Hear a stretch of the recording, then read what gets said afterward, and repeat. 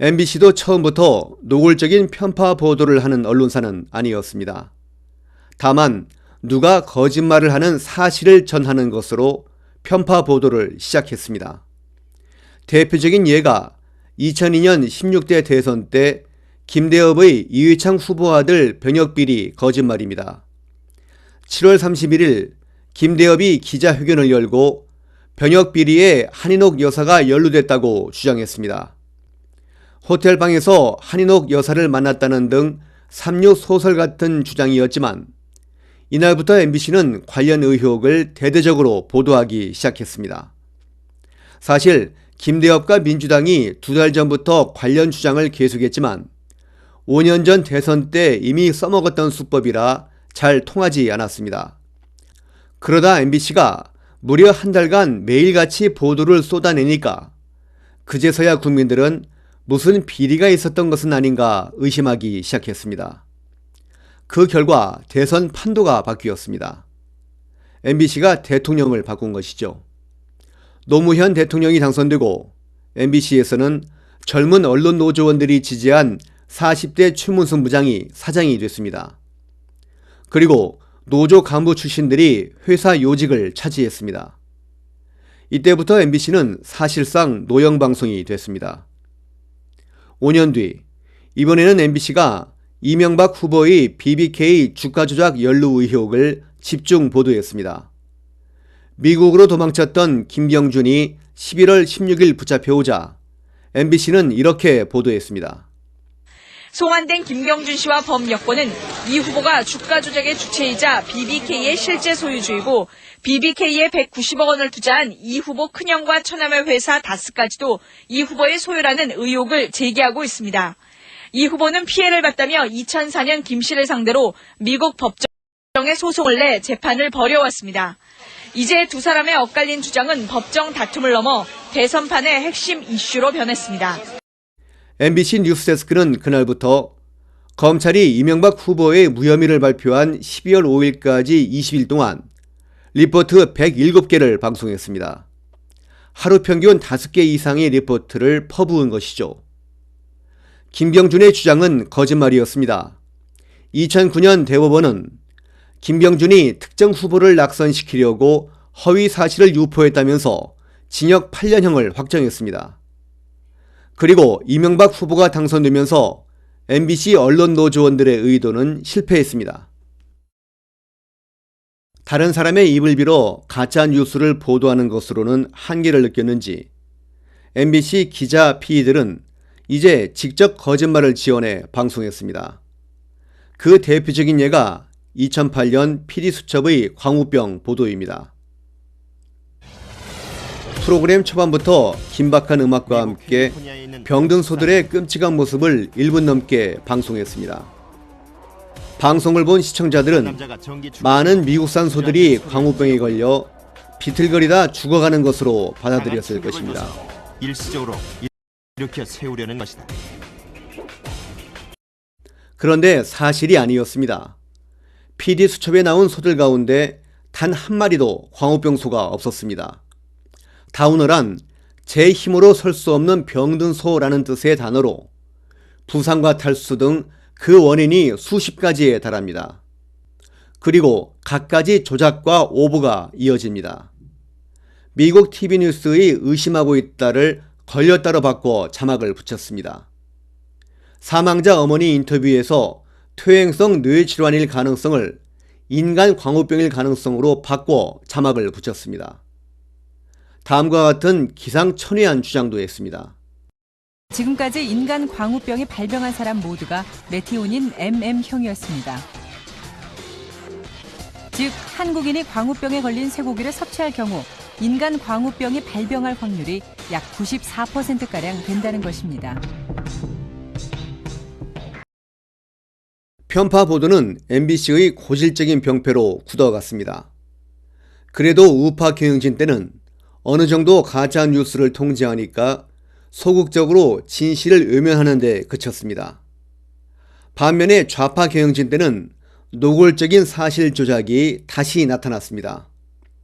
대선을 1년여 앞둔 2011년 한미 FTA 반대 시위가 벌어졌습니다.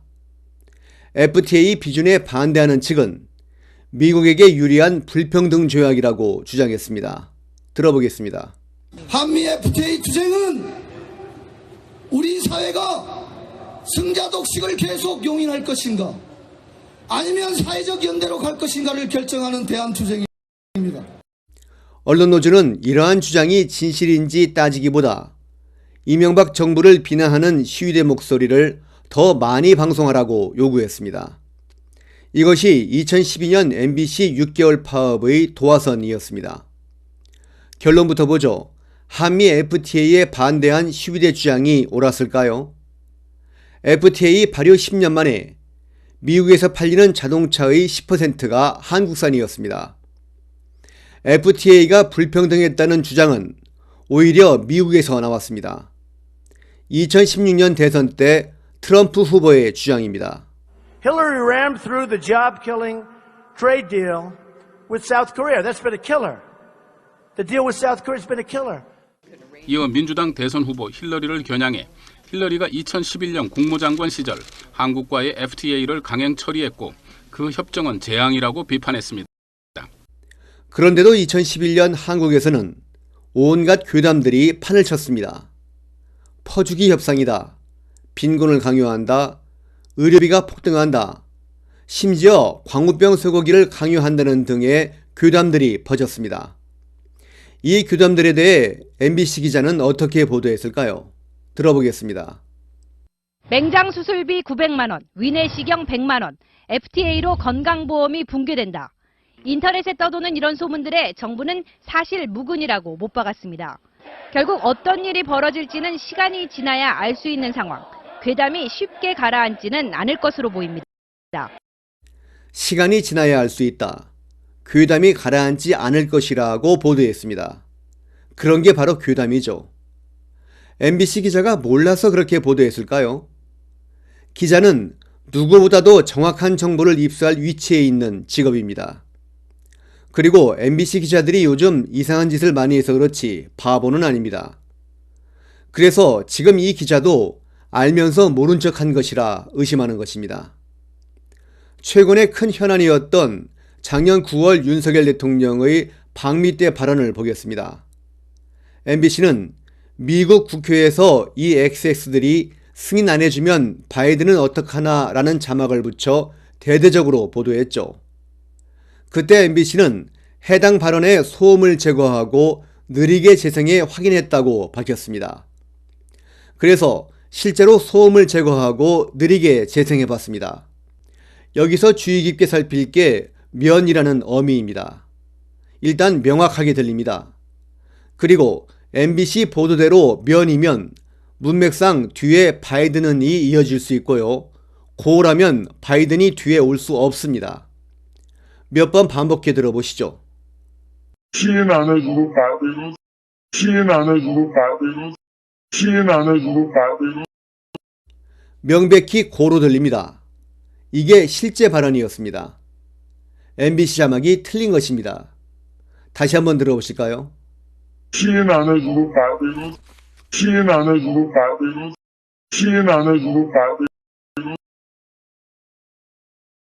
불행히도 편파 보도는 사실상 MBC가 추구하는 이념이 되고 말았습니다. 이제 불편부당 중립 취하지 않겠다. 이게 무슨 헛소리일까요? MBC 언론노조 파업이 한창이던 2017년 11월 최민희 전 민주당 의원이 한 말입니다. 그래서 지난번에 파업할 때 보면 내부에서 토론한 내용 이렇게 보면요. 그중에 이제 불편부당 중립 취하지 않겠다. 진실과 정의 그리고 뭐 객관 보도에 늪에 빠져서 헤매지 말고 진짜 그 정론을 하겠다. 이런 얘기들이 나온 걸 봤어요. 그래서 저는 그걸 지키기를 기대하는 거죠. MBC 언론노조는 애초부터 불편부당, 중립, 진실, 정의, 객관 보도를 할 생각이 없었던 것입니다. 지난 2월 말 물러난 박성재 전 MBC 사장도 2021년 5월 이렇게 말했습니다. 그전에 공영방송의 공공성을 말하자면 중립, 중립성, 공정성, 독립성 이런 얘기를 많이 했잖아요. 저는 거기서 좀 더 나가야 된다. 어떤 정신과 관점이, 시대 정신과 관점, 상식 이런 거를 좀 담아보자. 얼핏 들으면 그럴듯하기도 하죠. 하지만 박성진은 지난 5년간 MBC 편파 보도에 가장 책임이 큰 사람입니다. 딱 보니 100만, 광화문에서 마시간 사람들 같은 극히 왜곡되고 편향된 발언도 공개적으로 해온 사람입니다. 2018년 언론노조가 MBC와 KBS를 장악했을 때 주창 저널리즘이라는 것을 들고 나왔습니다. 언론이 특정 이슈나 정책을 지원하는 게 옳다는 주장입니다. 미국에서 오래전부터 등장했다가 소멸되기를 반복했던 사조인데요. 특히 1960년대 인권운동이 거셌을 때 각광을 받았는데 독자들의 불신을 받아 역시 퇴조했습니다. 그 주창 저널리즘이 한국에서 50년 만에 부활한 것입니다. 다만 한국의 언론노조처럼 특정 정당의 집권에 사활을 걸고 극단적 편파 보도를 하는 건 사실 주창 저널리즘이라고 할 수도 없을 것입니다. MBC에서 왜 이런 시대퇴행적인 상황이 벌어지는지 이해하려면 MBC에서 언론노조에 저항했던 사람들이 어떤 일을 겪었는지 알아야 합니다. 2017년 언론노조 파업에 가담하지 않은 사람들은 언론노조가 회사를 장악한 뒤 끔찍한 보복을 당했습니다. 배현진 앵커 등 가장 눈엣 가시 같은 사람들은 조명창고에 들여보내고 다른 간부들은 사무실 한가운데 앉혀놓거나 여기저기 분산해 수용했습니다. 파업에 참여하지 않은 MBC 기자가 88명이었는데 거의 전원 방송에서 축출하고 일용직이나 작가가 하던 일을 시켰습니다. 공개적인 모욕과 무시도 힘들었지만 인력이 모자란다며 기자들을 계속 채용할 때 이들이 겪는 절망감이 더 고통스러웠습니다. 회사를 떠난 뒤에도 보복은 계속됐습니다. 2018년 8월 최기화 김도인 전 MBC 본부장이 자유한국당 추천으로 박문진 이사에 선임됐습니다. 언론노조는 우파 정당이 우파 인사를 선임하는 것마저 반대했습니다. 최기화 김도인 이사가 첫 출근을 할 때 언론노조 조합원들이 몰려가 귀에 대고 반말로 소리를 지르면서 모욕했습니다.